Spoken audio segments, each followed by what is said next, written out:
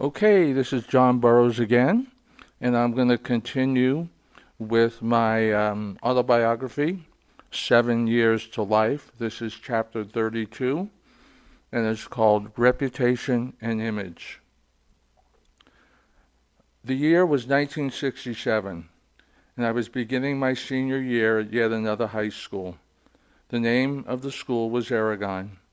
I was still in the throes of an identity crisis, and though I already knew some people at Aragon, I could see that most of the kids were hippies, surfers, jocks, and rich kids. This was not to say that all of the kids could be associated with all of the aforementioned categories. However, there were far less greasers, tough guys in other words, and even less minorities. Some of the guys that I already knew, such as John R.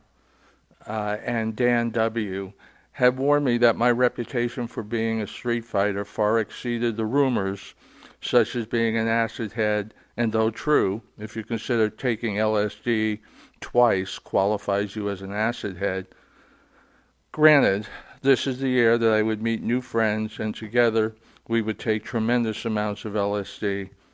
At this point, however, very few people at Aragon knew of my experiments with LSD. There were many more guys looking to take me down a notch. This caused me great concern because it was my anger at its most primal level that often led me to victory. Additionally, and I may have mentioned this before, I probably lost more fights than I won. If I am not in a state of uncontrollable rage, then it is more likely that I will suffer to defeat in a physical confrontation. The reason I'm writing about this is because of a guy by the name of Mark L. was making sure that everyone in the school knew that when he ran into me, he was going to beat me to a pulp. John R. and Dan W. pleaded with me not to take this guy on because he was not only a better fighter than I was, but he was far more unstable than I could possibly imagine. No one was surprised when the inevitable confrontation occurred inside the school walls. People started gathering and were anticipating that a fight was going to take place. First of all, I was not angry beyond reason and therefore had no desire to fight anyone at this particular time. As he approached me, I understood what John R. and Dan W. were trying to convey in their warnings about this guy. I could bore you with a frightening description of his sheer size and obvious strength, not to mention that he gave off nothing short of a murderous vibe. Make no mistake about it, that within that short period of time, I knew that regardless of rage, any chance of beating this guy was simply a pipe dream. He walked up to me, got within 2 inches of my face, and with spittle ejecting from his mouth, he told me in no uncertain terms, "I am going to beat you into a bloody pulp, and when I am done, you will be lucky to even remember your name." Then the verbal sparring began, and this is where he was no match for me. He may have been physically quick and strong, but mentally he was lost when he could not use his strength and brutality to solve the situation.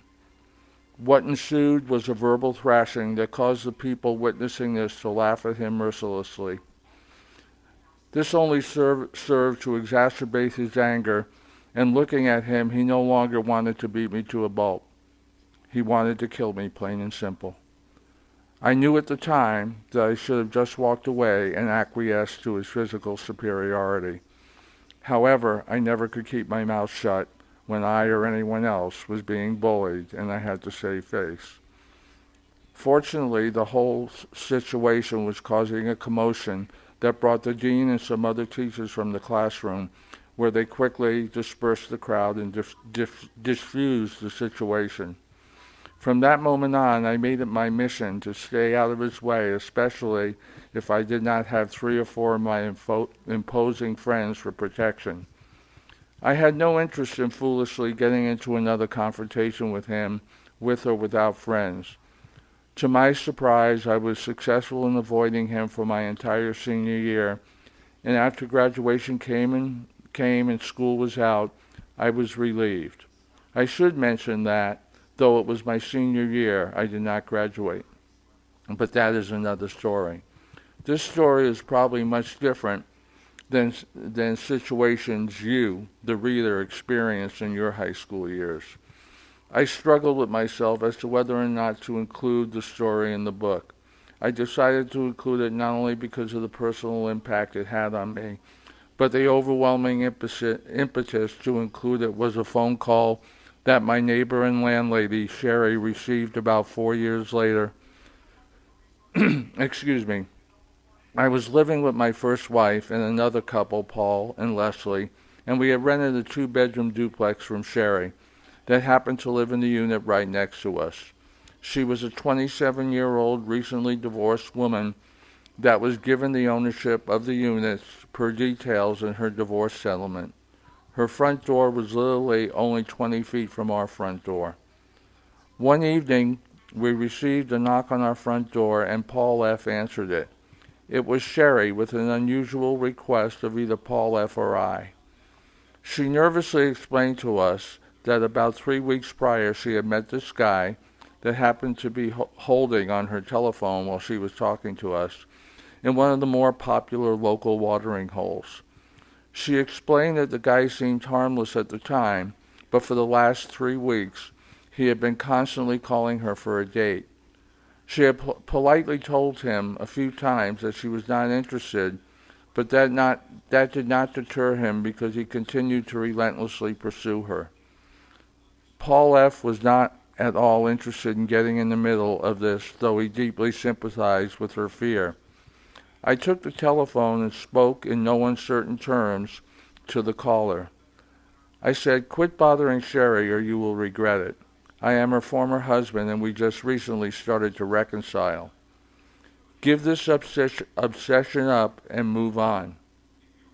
The guy on the other end replied in a rage that made me jump and also provided a revelation that not only surprised me, but gave me a weapon that I knew would effectively put an end to his stalk.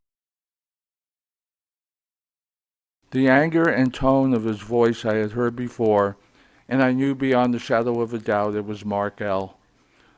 I could tell he did not recognize my voice, and I kindly said to him, "Fuck off, Mark L., or I'll have the police on your ass." He then became dead silent, and the only thing I can think of was that he was in a state of shock that confounded him and left him incapable of deciding his next move, and then I heard a click followed by dial tone. He never did bother Sherry again. I discovered 3 years ago when my best friend came out to visit me and we were reminiscing and the confrontation with Mark L. came up.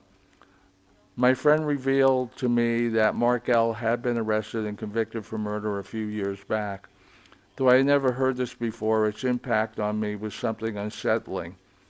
My friend called me a week ago to see how everything was going, and he asked me how the book was coming along. I told him I was near finishing this story and ran it by him. He was surprised that he forgot to mention to me that Mark L. had hung himself in his cell a few weeks ago.